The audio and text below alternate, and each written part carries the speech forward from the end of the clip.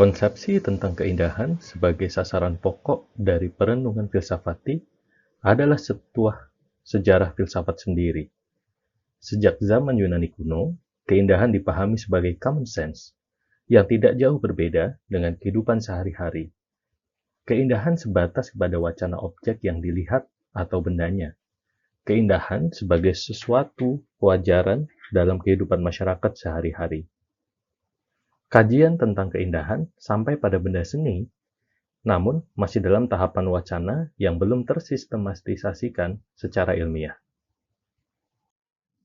Nama lengkapnya Alexander Gottlieb Baumgarten, filosof dan estetikawan Jerman yang dilahirkan di Berlin, putra seorang asisten teolog pietis dan pedagog, August Hermann Francke. Saudara lelakinya adalah seorang sejarawan gereja dan ketuhanan yang terkenal, Sigmund Jakob. Baumgarten mempelajari filsafat dan teologi di Halle. Setelah mendapatkan gelar masternya pada tahun 1735, ia ditunjuk sebagai guru di Halle dan pada tahun 1738 menjadi profesor luar biasa. Sementara mengajar di sana, Baumgarten dalam reaksinya terhadap pietisme dominan di Halle setelah pengeluaran paksa Christian Wolff.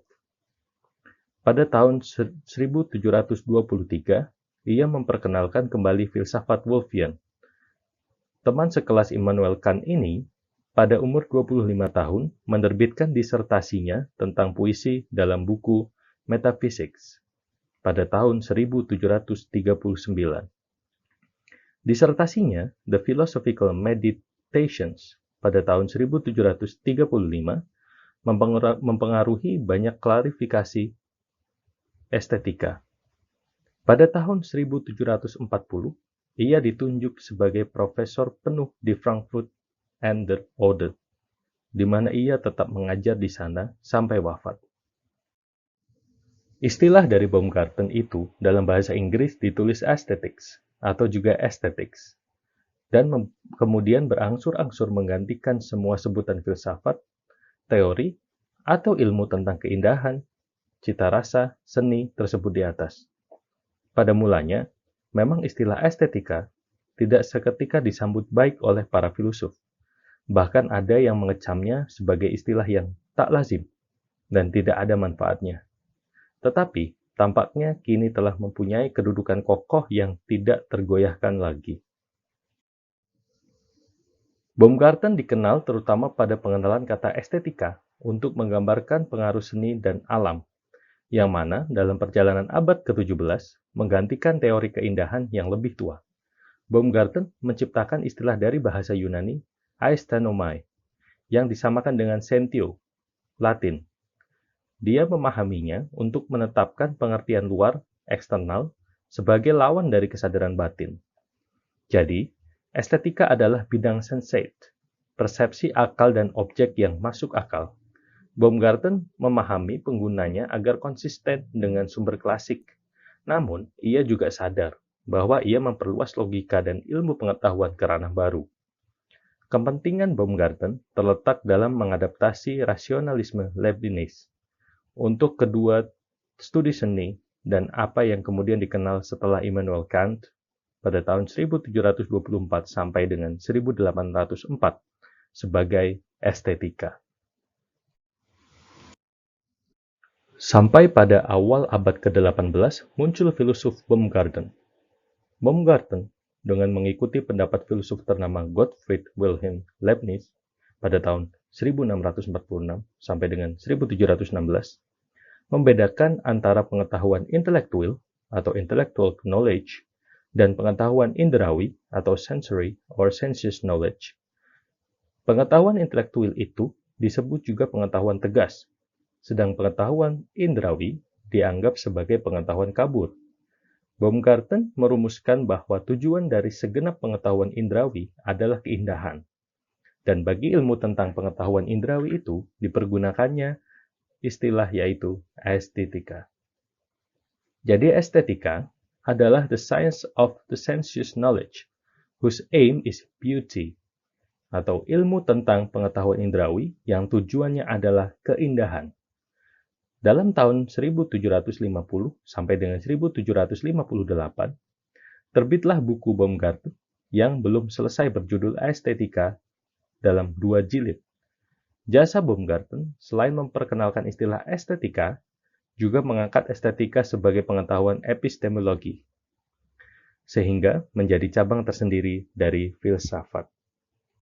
Baumgarten mempunyai kontribusi-kontribusinya yang paling penting di bidang estetika, dengan memperluas pokok masalah yang secara ringkas telah dibahas oleh Wolff dan berjalan jauh melampaui Wolff dalam mengembangkannya. Di bidang ini, ia bekerja sama sedemikian dekat dengan muridnya George Friedrich Meyer, yang sulit menentukan kepengarangan real banyak doktrin. Ada hubungan sangat dekat antara tulisan Baumgarten dengan estetikanya yang belum terselesaikan dan tulisan Meyer. Baumgarten memperkenalkan istilah estetika untuk menentukan bagian dari psikologi empiris yang membicarakan kecakapan inferior itu, yaitu kecakapan pengetahuan bijak. Masalah keindahan hanyalah satu bagian dari subjek ini. Bahkan di dalam Kant, estetika dihubungkan dengan pengetahuan bijak pada umumnya dan dengan kepengetahuan keindahan serta yang mulia pada khususnya. Hanya kemudian masalah terhambat dengan bidang keindahan dan kemuliaan. Estetika dan logika menyusun bersama. Menurut pandangan Baumgarten, sebuah ilmu pengetahuan yang ia sebut nosologi atau teori pengetahuan. Pokok-pokok pikiran Baumgarten tentang estetika sebagai berikut.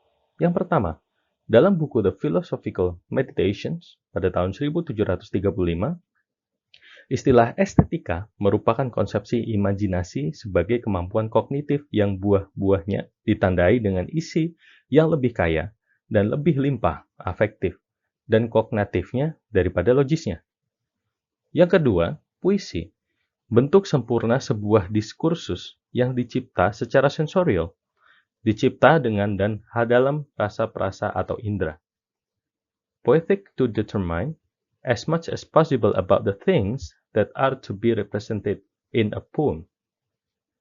Tujuan akhir sebuah puisi adalah membangkitkan gairah, afektif nikmat, senang bersemayam, since affects are notable degrees of displeasure and pleasure, their sensations are those that confusedly represent something as good as bad.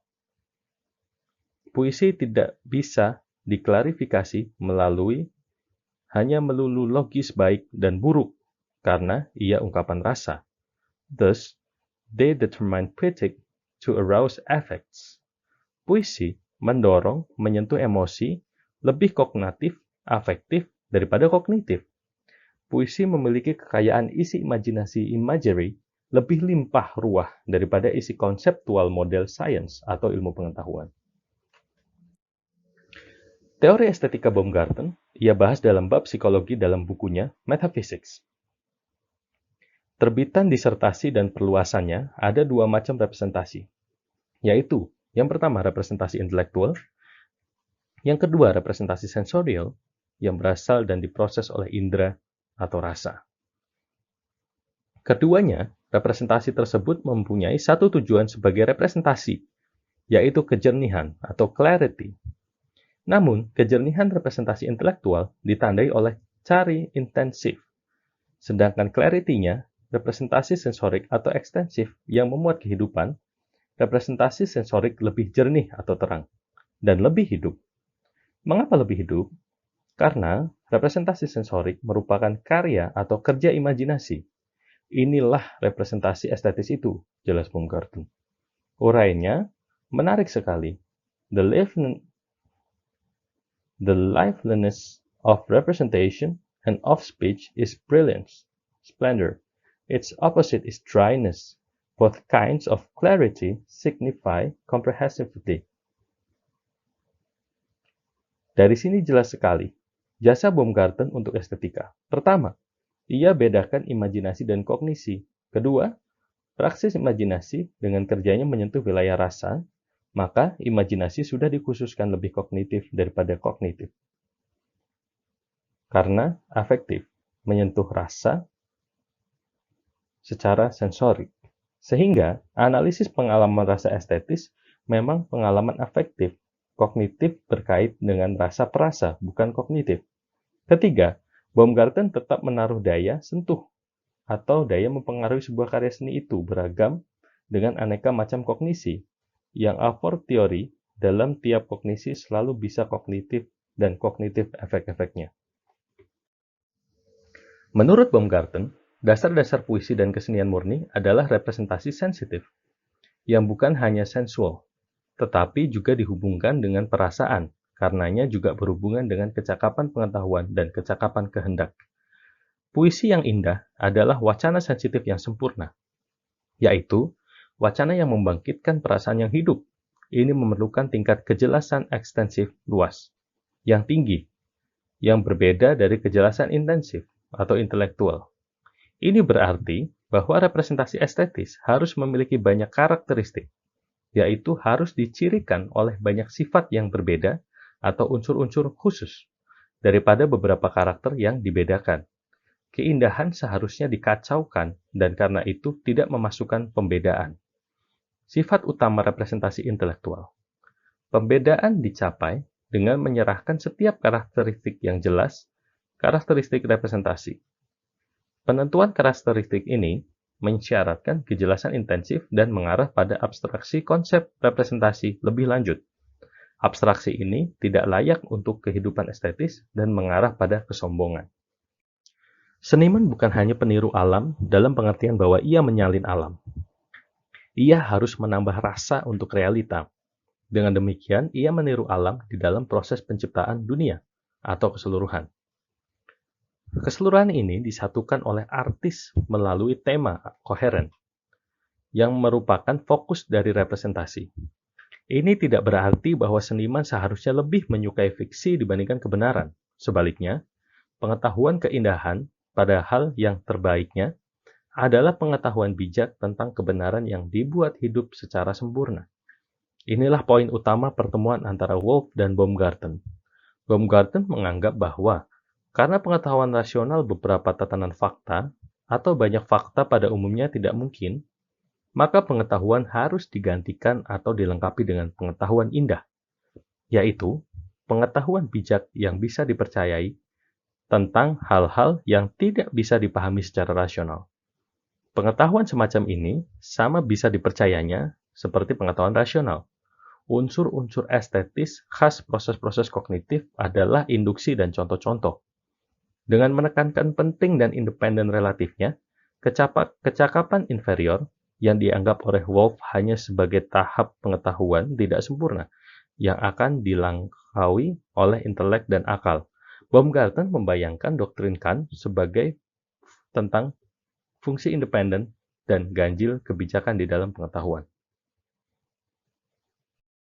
Dalam buku magnumnya, Aesthetics, Baumgarten merinci 3 dimensi kompleksitas representasi estetikanya, yaitu representasi sensori keindahan dalam, dimensi 1, heuristik, dimensi 2, metodologi, dan dimensi 3, semiotik. Dimensi pertama, heuristik representasi estetis, adalah harmoni pikiran-pikiran dalam arti sepenuh abstraksi dibuat dan ekspresinya yaitu konsensus antara pikiran-pikiran. Diharmonikan menjadi satu simpul kesatuan yang merepresentasi keluar dalam harmoni simfoni keindahan yang ada dan pikiran yang menyertainya. Dimensi kedua, metodologi. Karena tak pernah ada kesempurnaan tanpa aturan. Maka dalam harmoni hal-hal dan proses mensimfoni tata itulah kita menikmati dalam persepsi hal-hal indah secara asri yang di dalamnya terproses konsensus antara hal atau karya-karya itu sendiri dan dengan hal internal lain dalam sebuah tata. Dimensi ketiga, semiotik, karena yang ditandai tak pernah kita pahami tanpa tanda, maka tanda bermakna itu mengungkap dalam sarana-sarana ekspresi di antara karya sendiri dan relasinya dengan tata dan dengan yang ada saat mengekspresikan. Dengan kata lain, keindahan representasi karya seni sebagai representasi estetik terletak pada imajinasi kekayaan representasi itu, mengungkapkan kehidupan dalam sintaksis dan semantikanya.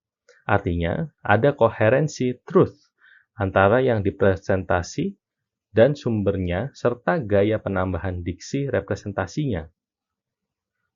Misalkan, hidup tani dalam tari cocok tanam. Dari uraian ini, Baumgarten berjasa sekali untuk telaah estetika sastra, juga estetika visual, verbal, dan non-verbal, yang pasti pengaruhnya pada seni tinggi, seperti dalam bukunya Kant, Critique of Judgment. Komposisi sempurna untuk sesuatu yang estetis adalah bila kognisi keindahan menyelaras dengan elegansi karya yang mengungkapnya. Sebagai contoh, karya Ludwig van Beethoven pada tahun 1770-1827, Simfoni 9, sebuah komposisi yang elegan akan estetis musik karena mengungkap antara komposisi musik dan ekspresi harmoni.